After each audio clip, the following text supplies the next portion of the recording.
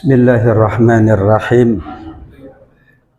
Hadirin wal hadirat, Bapak Ibu jamaah salat zuhur Masjid Baitul Hasib yang dimuliakan oleh Allah. Assalamualaikum warahmatullahi wabarakatuh. Alhamdulillah alladzi ja'ala ayyamana ayyama ta'ah, ayyamal ibadah, ayyamal amalis salih. Asyhadu an la ilaha illallah wa asyhadu anna Muhammadar Rasulullah, amma ba'du. Kita perbanyak mengingat Allah karena yang lebih utama untuk kita ingat adalah Allah Subhanahu wa taala. Mengingat Allah tidak hanya mengingat keagungannya, kekuasaannya, juga seluruh keindahan ciptaannya. Tapi mengingat Allah juga berarti mengingat seluruh nikmat-nikmat yang Allah anugerahkan kepada kita. Dengan kita mensyukurinya, menjadikannya media kita meningkatkan iman dan takwa kita, memudahkan ibadah dan amal soleh kita, serta beraktivitas dengan aktivitas yang mendapatkan nilai ibadah dan nilai pahala di sisi Allah Subhanahu wa ta'ala. Salawat dan salam pula kita sampaikan kepada Nabi kita semuanya, Nabi Muhammad sallallahu alaihi wasallam, yang telah menuntun seluruh umat manusia hingga akhir zaman, karena tuntunannya tetap berlaku sampai kapanpun, sehingga kita yang berada di akhir zaman masih tetap sangat layak, sangat tepat untuk senantiasa mengikuti semua tuntunan baginda Nabi Muhammad sallallahu alaihi wasallam. Harapan kita, insya Allah kita semuanya bersama keluarga, kerabat, sahabat, hingga anak cucu keturunan kita digolongkan umatnya Nabi yang kelak mendapatkan syafaatnya. Amin ya rabbal alamin. Tafsir kita tentang Muharram dan Asyura dari berbagai perspektif atau sudut pandang. Karena tafsir itu tidak mungkin tidak, melainkan ada perspektif, ada persepsi, ada juga latar belakang, ada rujukan, ada background dalam memahami semua ayat-ayat Al-Quran. Kita batasi pada 4 perspektif saja. Yang pertama, perspektif keimanan tentang sunnatullah, ketetapan Allah yang berlaku dalam kalender, yaitu ketetapan tentang bulan-bulan dalam kurun waktu 1 tahun.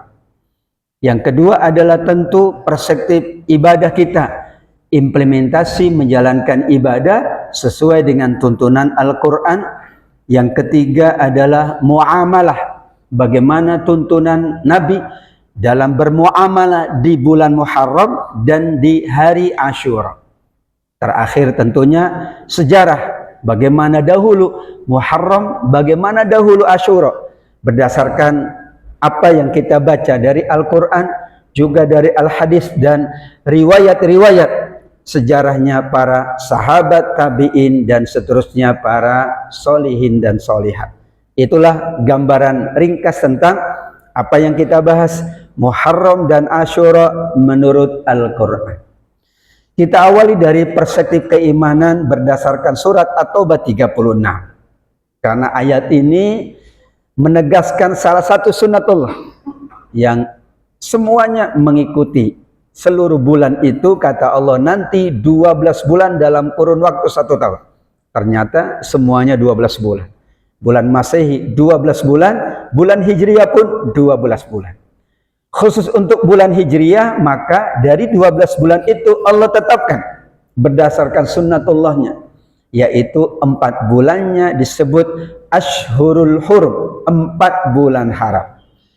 Karena ini perspektif keimanan, maka haram atau hurum yang berasal dari akar kata haruma yahrumu haramun, hurumun muharramun mahramun, bukan makna fikih.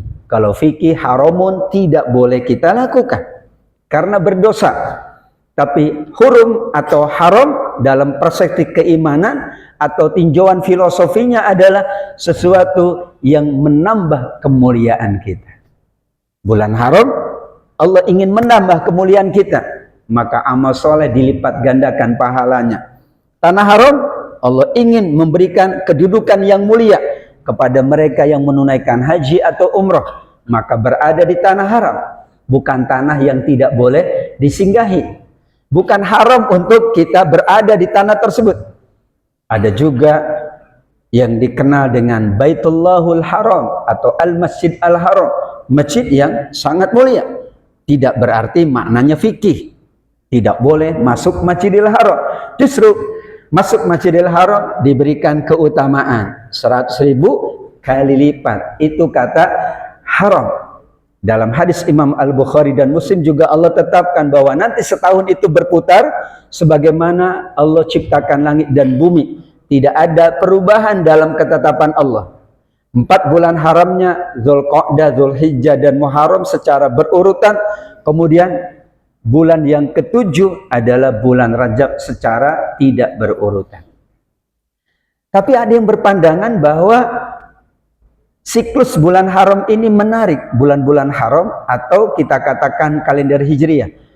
Karena awal bulannya adalah bulan haram, akhir bulannya juga bulan haram. Awal tahun kalender Hijriah, Muharram, salah satu bulan haram.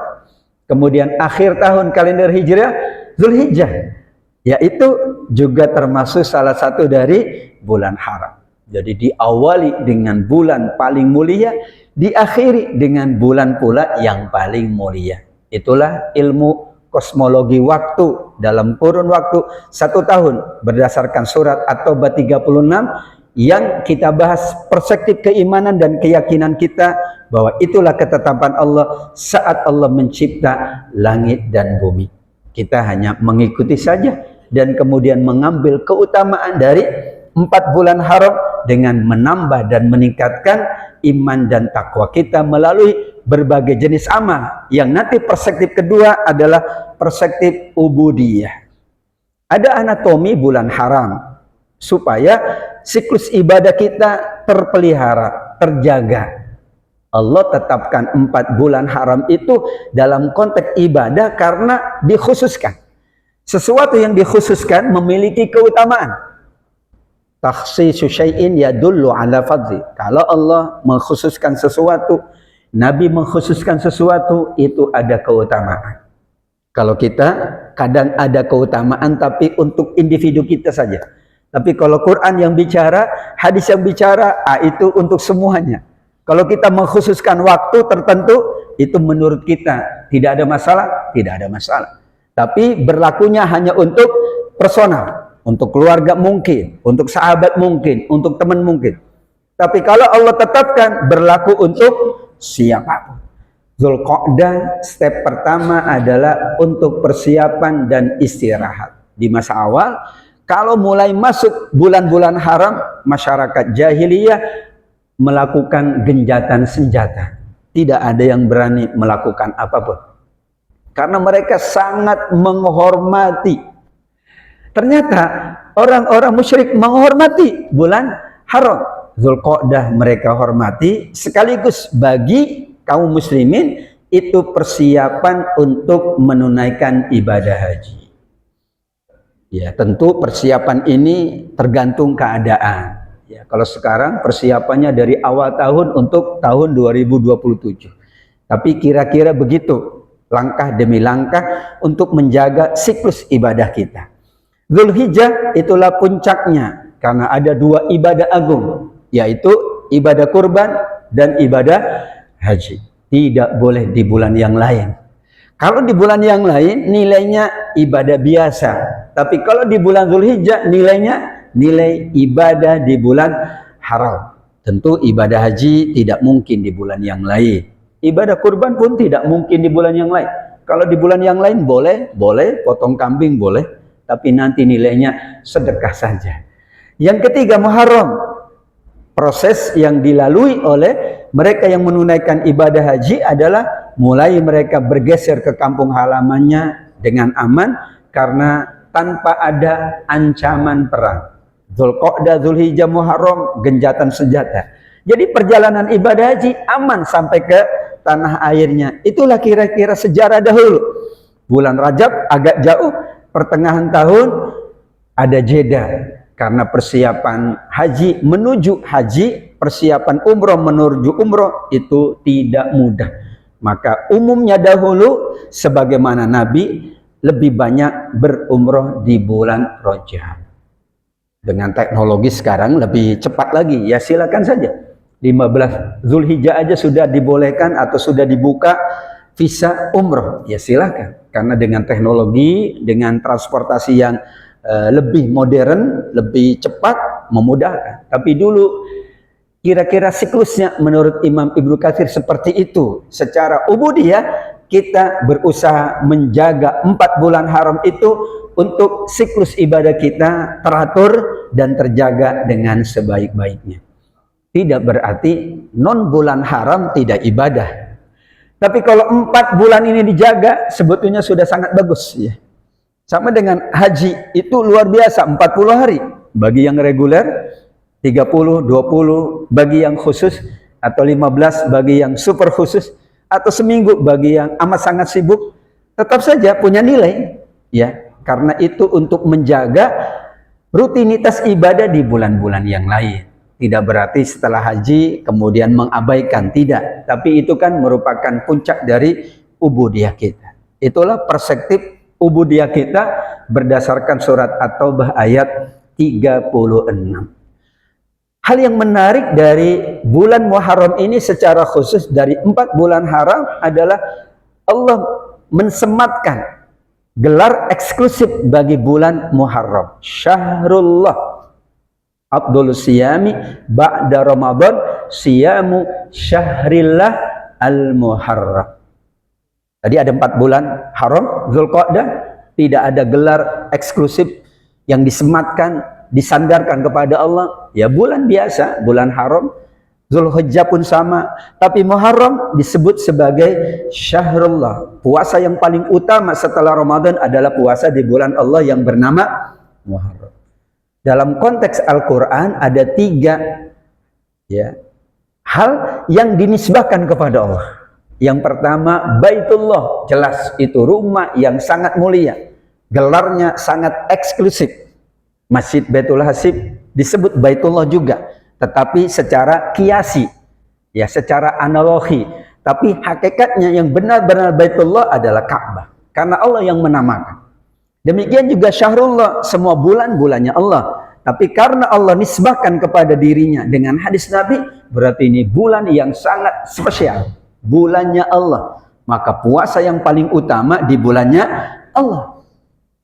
Nanti ada hadis di mana puasa bulan Muharram dilipat gandakan pahalanya. Wabil khusus Asyura yang akan kita bahas, itu menghapus 1 tahun dosa yang telah berlalu. Ada yang nanya, mendingan Arafah. Arafah itu lebih, setahun yang lalu, setahun yang akan datang. Kita bicara bukan soal berapa pahala yang didapat. Ini soal keutamaan. Soal keutamaan nanti ada perspektif yang lain. Memang soal pahala Arafah 9 Zulhijjah setahun yang lalu Allah hapuskan, setahun yang akan datang. Asyura kan cuma setahun yang lalu. Sebagian mengatakan mendingan mendingan Arafah, dapat 2 tahun, setahun yang lalu, setahun yang akan datang. Kalau kita bahas perspektif yang lain, ini bulan Muharram, bulan yang namanya identik dengan artinya. Dzulqa'dah itu tidak ada huruf yang sama dengan huruf yang ada pada akar kata Muharram. Haruma yahrumu, ha, ro, dan mim. Dzulqa'dah nggak ada ha, nggak ada ro, nggak ada mim. Ini ilmu shorof. Zulhijjah ada ha, tapi ro dan mim nggak punya. Rajab punya ro, nggak punya ha, nggak punya mim. Muharram punya ha, punya ro, punya mim, bahkan ditambah mim pertama, Muharram. Jadi dalam kaidahnya, satu-satunya nama bulan yang namanya sama dengan artinya cuman Muharram. Artinya kan mulia. Dzulqa'dah yang memiliki istirahat, Dzul al-Qa'dah, qu'ud, istirahat, duduk, diam. Zulhijjah, haji, al-hajj yang memiliki ibadah haji. Rajab ada yang memaknai semangat, tetapi Muharram mim ha ro mim, akar katanya haruma artinya mulia. Disebutlah ada orang mulia, mahram. Orang mulia, muhrim. Orang mulia yang mengenakan kain ihram di tanah suci saat pelaksanaan haji atau umroh itu disebut muhrim, mulia. Orang yang dilarang untuk dinikahi namanya mahram. Terkadang ketuker antara mahram dengan muhrim. Maaf, aku bukan muhrim. Ya memang orang nggak pakai kain ihram. Nggak mungkin di Indonesia pakai kain ihram kecuali sedang manasik, latihan. Aslinya yang tepat adalah mahram. Kenapa haram dinikahi? Karena mulia. Ibu kandung mulia, haram dinikahi. Adik perempuan kandung mulia, haram dinikahi. Mertua mulia, haram dinikahi. Hurrimat alaikum ummahatukum wa banatukum, dan seterusnya di surat An-Nisa. Yang ketiga, ibadur rahman, hamba Allah. Pada semua kita pasti ibadullah, nggak ada yang bukan hambanya Allah, karena Allah al-khaliq dan manusia al-makhluk. Tapi ketika dinisbahkan itu ada kekhususan dan ada keutamaan. Sama jemaah haji disebut apa? Duyufullah, tamunya Allah. Tuh, duyufur rahman, tamunya Allah yang maha pengasih. Pada semua yang datang ke sana tamu, tapi ini tamunya Allah subhanahu wa ta'ala. Disebutlah Muharram spesial, syahrullah, bulannya Allah subhanahu wa ta'ala. Dan sejarah puasa melekat pada bulan haram. Tadi hukum multiplikasinya tadi ya, bahwa pahala dilipat gandakan, dosa diperberat. Khusus untuk Asyura ini merupakan epicentrum dari Muharram kita, karena setiap bulan pasti ada tanggal 10. Nggak ada bulan yang tidak ada hari ke-10. Ya. Bulan Dzulqa'dah ada, bulan Dzulhijjah ada, 10 Dzulhijjah, Idul Adha. Bulan Ramadan ada. Tidak ada pantang untuk menyebut angka ya. 10 sepertinya sepakat tidak ada pantangan. Ada angka tertentu yang pantang. Biasanya diganti dengan A dan B. Karena angka itu tidak boleh ditulis ya. Tapi 10 sepakat, nggak ada masalah. Angka 10 angka yang aman gitu ya. Tapi kenapa nisbah asyarah 10, asyir 10, asyura 10 itu hanya dirujuk 10 bulan Muharram. Padahal setiap bulan pasti ada tanggal 10 dan tidak boleh kita sembunyikan. Tanggal 10 nggak usah deh. Enggak. Bahkan Ramadan kita bagi 3, 10 pertama, 10 kedua, 10 ketiga. Tapi tidak disebut Asyura Ramadan, tidak disebut Asyura Dzulqa'dah. Khusus Muharram Asyura. Itu berdasarkan hadis. Sehingga bukan sekedar penanda tangga, tapi itu monumen keimanan dan keselamatan. Karenanya dalam garis waktu keajaiban, dalam arti adalah pertolongan Allah, ada beberapa nabi yang justru diselamatkannya di Asyura. Yang lebih pas atau hadisnya dikategorikan lebih sahih adalah Nabi Musa diselamatkan. Riwayat yang lain Bani Israel diselamatkan. Tapi riwayat yang lain juga beberapa nabi juga mendapatkan berbagai pertolongan Allah. Nabi Adam, Nabi Daud diterima taubatnya, Rabbana zalamna anfusana. Nabi Ibrahim diselamatkan dari api, kuni bardan wasalaman ala Ibrahim. Nabi Nuh juga diselamatkan dari banjir bandang. Nabi Yunus, ya, la ilaha illa anta subhanaka inni kuntu minadz zalimin, juga dipercaya oleh para sejarawan bahwa itu terjadi di bulan Muharram atau secara khusus di Asyura. Apa yang kurang dari Muharram? Apa yang kurang dari Asyura? Namanya aja khusus. Padahal hari ke-10 tiap bulan selalu ada. Tidak ada ya. Kemudian 1, 2, 3, 4, 5, 6, 7, 8, 9 langsung 11. Nggak mungkin. Pasti ada 10. Tapi itulah secara keutamaan dari Asyura ditambah dengan ya. Kemudian ada pengkhususan dan juga ada pengumuman. Allah menyebut di surat Al-Hajj bahwa wa may yu'azzim hurumatillah. Disebutnya hurum, haruma yahrumu, kembali kepada akar katanya haruma yahrumu hurumun. Hurumat artinya segala sesuatu yang Allah muliakan, bisa tempat, bisa keadaan, bisa amal, bisa manusia. Ibadur Rahman manusia. Baitullah Al-Haram tempat, Masjidil Haram tempat. Ada waktu, bulan Muharram waktu, Zulqa'dah waktu, Zulhijjah waktu, Rajab waktu. Semua yang menghormati, mengagungkan, memuliaan yang terhormat di sisi Allah adalah orang yang terbaik. Jadilah amal yang biasa dalam kondisi khusus itu mendapatkan ganjaran yang luar biasa eksklusif. Tadi ada yang bertanya, Asyura itu kenapa menghapuskan dosa setahun saja, sedangkan Arafah itu setahun yang lalu dan setahun yang akan datang. Kalau kita bahas secara ubudiyah, yakin yang paling banyak menunaikan ibadah puasa adalah yang paling banyak dijalankan ibadah puasa sunnah oleh seluruh kaum muslimin dan muslimat adalah Asyura dibanding Arafah. Bagi yang berhaji, Arafah tidak dianjurkan untuk puasa. Ya, justru kami yang haji kemarin tidak dianjurkan puasa.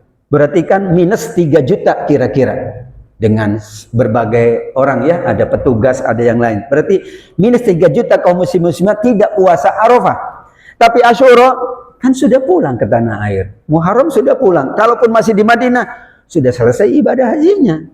Ya, mereka tinggal mempersiapkan diri untuk segera pulang ke tanah air. Berarti kalau dihitung lebih banyak orang puasa Asyura daripada Arafah. Jadi kalau ada yang puasanya 10 juta, Asyura yang Arafah 7 juta. Karena minus yang ibadah haji. Kenapa? Mereka menghadapi ibadah agung. Sholat aja dijama di qasar, padahal duduk-duduk aja. Di Arafah itu duduk-duduk aja. Cuman kemarin duduk-duduknya di bawah terik matahari 50 derajat Celcius. Untungnya tendanya tenda bagus ber-AC. Ya, tapi yang tidak ber-AC wallahu a'lam 50 derajat Celcius. Bisa dibayangkan keadaan yang seperti itu.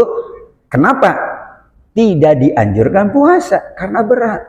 Sudah ada 50 derajat Celcius dan itu dari mulai tanggal 8 sudah, bahkan mungkin sudah datang lebih awal, sekian banyak ibadah sunnah dijalankan, tentu akan berat kalau orang berhaji sekaligus menunaikan puasa Arafah. Termasuk Idul Adha juga tidak dianjurkan sholat bagi yang haji. Karena nyari waktunya juga susah. Nyari kendaraan juga tidak mudah. Kami kemarin tidak, karena susah. Kita selesai langsung menuju ke Mina. Susah nyari waktu. Dan Idul Adha memang diperuntukkan untuk masyarakat lokal yang tidak berhaji. Seperti kita, yang tidak berhaji, ya sholat. Yang tidak berhaji, Arafah, puasa. Yang berhaji, tidak Arafah, tidak dianjurkan puasa Arafah, tidak dianjurkan pula sholat Idul Adha. Karena mereka sedang melakukan yang paling puncak, yaitu Arafah, kemudian Muzdalifah, kemudian Mina. Itu tidak mudah kalau dalam kondisi panas kemudian berpuasa. Jadi kalau dihitung soal jumlah yang puasa, lebih banyak Asyura daripada Arafah. Ini bukan dalam arti wah kalau gitu Asyura aja Arafah enggak. Yang enggak haji tetap dua-duanya. Kecuali yang bagi yang haji tentu ya mereka lebih mengutamakan sempurnanya ibadah haji, sehingga yang sunnah yaitu Arafah, yang sunnah yaitu Idul Adha diringankan oleh Allah Subhanahu wa taala. Ada strateginya, karena ini persoalan identitas menurut Imam Ahmad. Atau ulama Syafi'iyah juga menganjurkan kita supaya ada mukhalafah, distingsi, tidak sama dengan puasanya di masa awal. Karena ketika Nabi datang ke Madinah, orang Yahudi di Madinah puasa Asyura. Nabi belum puasa, umat Islam berarti belum puasa. Sebagaimana mereka juga tawaf, maka harus ada perbedaan tawafnya. Mereka juga ke Baitullah, ke Ka'bah, harus ada perbedaan. Mereka juga menunaikan ibadah-ibadah yang lain, puasa juga menunaikan, maka ada mukhalafah, perbedaan. Sehingga Imam Ahmad menyarankan, ya, kemarin saja ini awal Muharram ada perbedaan. Ada yang tanggal 16, ada yang 17. Karena tidak ada yang pasti menurut beliau, ya sudah, kita tambah 9, 10, 11. Jadi kalau ada bergeser sedikit, masih dapat itu 10-nya. 9, 10, 11. Atau juga namanya untuk membedakan dengan puasanya orang-orang Yahudi pertama di Madinah. Saat Nabi datang ke Madinah, mereka puasa. Nabi belum dapat wahyu itu puasa. Sahabat nggak puasa. Padahal biasanya Nabi yang duluan puasa. Sehingga Nabi bertanya, "Malladzi tasumun?" Wahai penduduk Madinah, puasa apa kalian? Aku belum tahu puasa kalian yang kalian lakukan. Mereka mengatakan, hari ini Nabi Musa atau Bani Israel diselamatkan dari lautan, dari Fir'aun dan bala tentaranya. Maka kami puasa. Sehingga kata Nabi, kalau begitu kami lebih berhak berpuasa. Tahun depan Nabi berpuasa. Kemudian Nabi bersabda, kalau tahun depan lagi, tanggal 9, aku masih hidup, aku akan puasa 9 dan 10. Jadi sesuai sunnah, memang jika tahun depan aku masih hidup, aku akan puasa tanggal 9. Jadi opsi pertama 9, 10, 11, ya. Ini paketnya sama dengan haji, paketnya juga banyak, boleh. Umroh juga paketnya ada A, B, C. Ibadah juga ada paketnya. Jadi opsi tiga-tiganya, jika tidak mungkin opsi 9 dan 10, jika tidak mungkin sudah opsi tanggal 10 Muharram Asyura. Apakah ikut yang 16 Juni awal Muharram atau 17 Juni awal Muharram? Tidak ada masalah. Yang penting kita jadikan Asyura sebagai ibadah puasa agar seluruh umat Islam itu menunaikan ibadah puasa di bulan Muharram atau Asyura, berbeda dengan Arafah yang memang petugas jemaah haji tidak dianjurkan. Perspektif ketiga adalah sosial. Jadi sosial kemasyarakatan, Allah berikan sebuah kekhususan Asyura. Hadisnya Imam Tabrani dari sahabat Abu Sa'id Al-Khudri. Siapa yang meluaskan belanja kepada keluarganya di hari Asyura, Allah akan meluaskan rezekinya selama setahun penuh. Tradisi masyarakat Arab dulu, kalau Asyura, berarti kalau tanggal 17, tanggal berapa? Tambah 10 ya. Ya, berarti tanggal 26 atau 27, itu mereka mengkhususkan menu untuk ahli keluarga. Nafkahnya diperluas. Kalau kami biasanya makannya di luar. Biasanya kan makan dalam rumah, ini di luar rumah. Di emperan rumah. Enggak di rumah, di kafe atau di restoran gitu ya, yang lebih bagus. Karena itu adalah implementasi sosial. Allah tetapkan itu, tidak mungkin tidak ada hikmah sosial.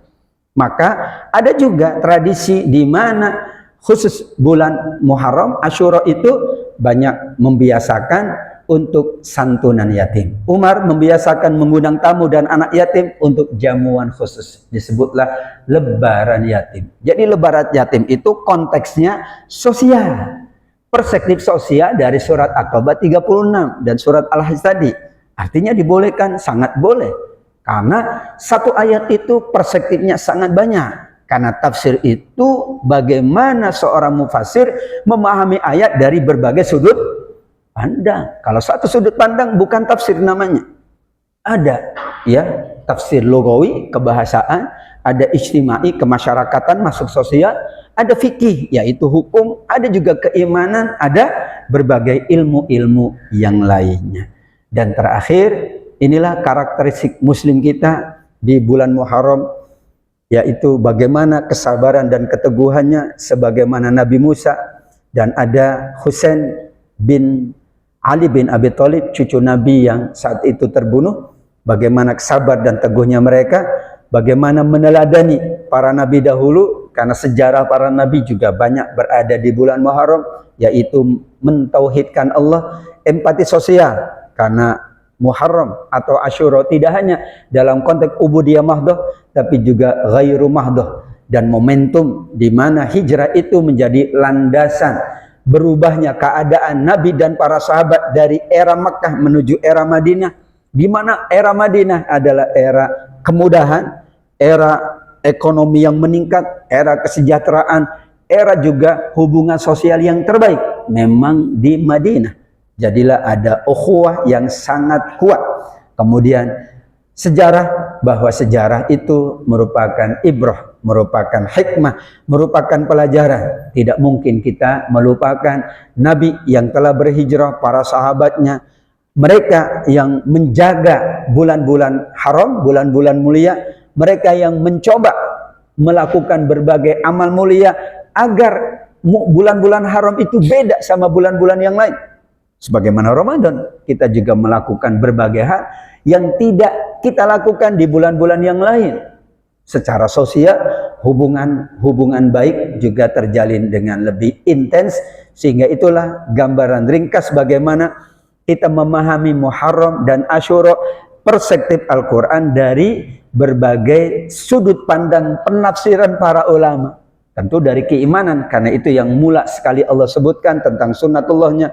Kemudian bagaimana menjalankan ibadah, perspektif hukum-hukum fikihnya, dan bagaimana para ulama menanamkan satu kesadaran tentang pentingnya kita meningkatkan seluruh aktivitas mulia kita di bulan mulia, di bulan Muharram, khususnya nanti Asyura yang akan kita jelang. Dengan demikian berarti kita sudah menjalankan apa yang disebut oleh Al-Quran, wa may yu'azzim hurumatillah, termasuk yang mengagungkan, memuliakan bulan-bulan, waktu-waktu, keadaan-keadaan, dan orang-orang yang dimuliakan oleh Allah, dan kita dikategorikan sebagai khairun inda rabbi, yang terbaik menurut Allah Subhanahu wa ta'ala. Demikian jamaah sekalian, sedikit paparan tentang Muharram dan Asyura menurut Al-Quran dari perspektif tafsir yang beragam dari para ulama tafsir. Mudah-mudahan bermanfaat, menambah keimanan dan ketakwaan, semangat kita untuk beribadah dan mengagungkan bulan-bulan mulia serta waktu-waktu yang utama di sisi Allah. Demikian, saya mohon maaf apabila ada khilaf. Kita tutup lebih dahulu majelis yang mulia ini dengan sama-sama membaca doa penutup majelis. Subhanakallahumma wa bihamdika asyhadu an la ilaha illa anta astaghfiruka wa atubu ilaik. Wabillahi taufiq wal hidayah waridho wal inayah. Wassalamualaikum warahmatullahi wabarakatuh.